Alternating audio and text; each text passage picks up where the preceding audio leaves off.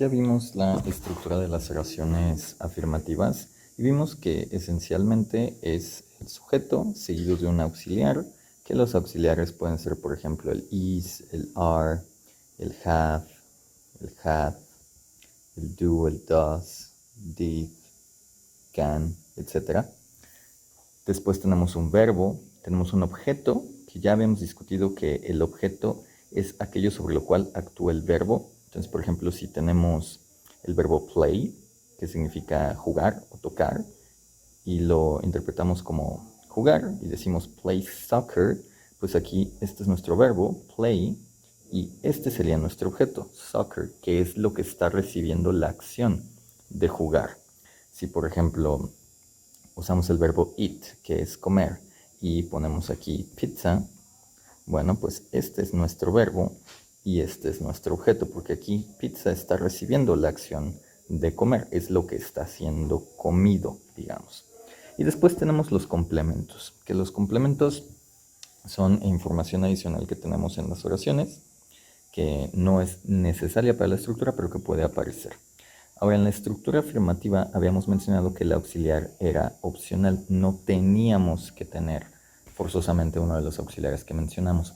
Pero ahora que vamos a estar cambiando oraciones afirmativas a negativas, tenemos que forzosamente sí tener un auxiliar, porque la forma de negar oraciones en inglés es escribiendo el auxiliar seguido de la palabra not, que es lo que convierte a la oración en negativa.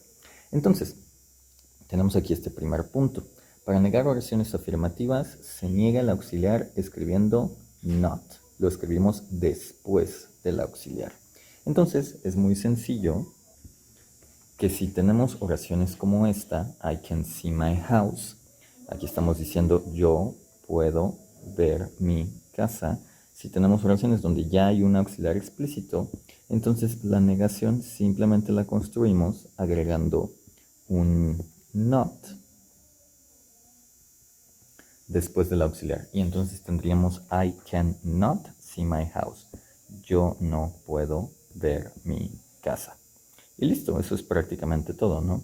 Así que si vemos el auxiliar, simplemente insertamos el not. Ahora, el tema es cuando la oración no tiene un auxiliar explícito. Porque si no tenemos un auxiliar explícito, entonces vamos a tener que insertar el auxiliar y después negar ese auxiliar que nosotros introduzcamos. Esencialmente, nosotros vamos a ingresar o un auxiliar does o un auxiliar do. Y eso va a depender de la persona de la cual nosotros estemos hablando en la oración. Si estamos hablando en tercera persona, o sea que tengamos sujetos que correspondan a él, ella o eso, estos son solamente singulares, vamos a tener ahí un verbo con terminación S o ES, como works, como plays, runs, watches. Entonces lo que vamos a hacer es eliminar esa S o eliminar esa ES y añadir does not antes del verbo, que pues aquí está nuestro auxiliar y estamos negándolo con el not. Esa es la parte complicada, entre comillas, de este tema, ¿no? Si en cambio tenemos otra persona, o sea que nuestro sujeto corresponde a un we, a un you, a un I, etc., lo que vamos a hacer es simplemente añadir do not antes del verbo. En este ejemplo, por ejemplo, tenemos I like pizza a lot. Me gusta mucho la pizza. Y si aquí nos fijamos, pues no tenemos un auxiliar. Entonces no podemos simplemente ir e insertar el not, porque no estaríamos negando nada. No tendría sentido la oración acomodada de esa forma. Entonces, aquí nos fijamos primero en el sujeto. Nuestro sujeto es I. Como hemos revisado, usualmente el sujeto está al inicio de la oración. Eso no siempre es así, pero usualmente lo está. Y pues es la persona que está realizando la acción o de la que estamos hablando en ella. Así que pues I no es la tercera persona, no es ni he, ni she, ni it. Por lo tanto, entramos en este caso. Y simplemente vamos a añadir do not antes del verbo. Siendo que nuestro verbo aquí es like, que like significa gustar, pues vamos a escribir nuestro do not antes de ese verbo. Y entonces tendríamos aquí sujeto, auxiliar, not, el verbo el objeto y esto que son los complementos. Y así quedaría la estructura de nuestra oración. Aquí este do not también lo podríamos contraer para que dijese don't, pero no nos vamos a enfocar en eso ahorita. Podríamos hacerlo, pero no es necesario. Veamos un caso diferente en esta oración. My friend Miriam bakes cakes, que es mi amiga Miriam hornea pasteles. ¿Qué hacemos aquí? Pues bueno, vemos de entrada que no hay auxiliar. Como no hay auxiliar, no podemos llegar y simplemente insertar el not. Así que tenemos que revisar la persona del sujeto. Aquí nuestro sujeto es mi amiga Miriam. Esas tres palabras constituyen el sujeto, es de quien estamos hablando. Y nos fijamos que en este caso Miriam corresponde a she, porque es ella. Entonces estamos hablando de una tercera persona. Y fijémonos que el verbo, que en este caso es bakes, efectivamente termina en S. Por lo tanto, ¿qué vamos a hacer? Primero que nada, vamos a eliminar esta S y antes del verbo, o sea, justo aquí, vamos a insertar un does not. Entonces, vamos a escribirlo exactamente así. Y por último, borramos esta S.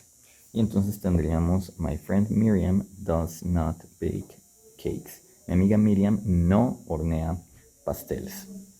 Y listo, estamos negando. Aquí podríamos contraer a usar doesn't, pero no es necesario completamente. Como siguiente ejemplo, veamos you and your parents go out frequently. Aquí estamos diciendo tú y tus padres salen frecuentemente. Entonces, ¿qué tenemos aquí? Pues bueno, aquí el and, como ya hemos visto, está ligando a dos sujetos individuales, que es tú y tus padres. Entonces, todo esto es nuestro sujeto. Esto de aquí. Esto constituye nuestro verbo. Y todo esto esencialmente son nuestros complementos. Aquí no tenemos un objeto. También vemos que no tenemos un auxiliar. Entonces, como no tenemos un auxiliar, no podemos simplemente insertar el not. Así que tenemos que fijarnos en la persona. Que como aquí estamos hablando de tú y tus padres, ya con eso sabemos que es plural, estamos hablando de varias personas, por lo tanto no aplica esto, sino esto. Así que simplemente vamos a añadir el do not antes del verbo. Y listo. Aquí tendríamos entonces que tú y tus padres no salen frecuentemente. Y listo, tenemos la oración negada. Como último ejemplo, podemos ver esto, James enjoys watching TV alone, donde aquí estamos diciendo que James disfruta ver televisión solo. Entonces, si queremos negar esto, como siempre, primero iniciamos viendo si es que tenemos un auxiliar.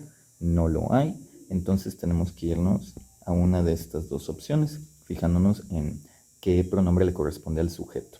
En este caso, nuestro sujeto es James. James es una sola persona, así que eso ya nos dice que estamos hablando de uno de estos tres en tercera persona. Y en este caso, pues James es masculino, por lo tanto estamos hablando de un he. Siendo ese el caso, entonces vamos a tener que aplicar esto. Primero que nada, vemos que el verbo termina en S, así que eso va a ser algo que tenemos que eliminar. Y además de eso, tenemos que añadir does not antes del verbo. Así que antes de enjoys escribimos does not y quitamos la S en enjoys. Y entonces tendríamos James does not enjoy watching TV alone. A James no disfruta ver televisión solo. Así que ese es el esquema general. Primero visualizamos si es que hay un auxiliar. Si lo hay, simplemente agregamos not. Si no tenemos auxiliar, primero revisamos que no sea una de estas personas, él, ella o eso. Si no es una de esas, simplemente añadimos do not antes del verbo. Si sí es una de estas tres personas, eliminamos la terminación S o ES y añadimos does not antes del verbo.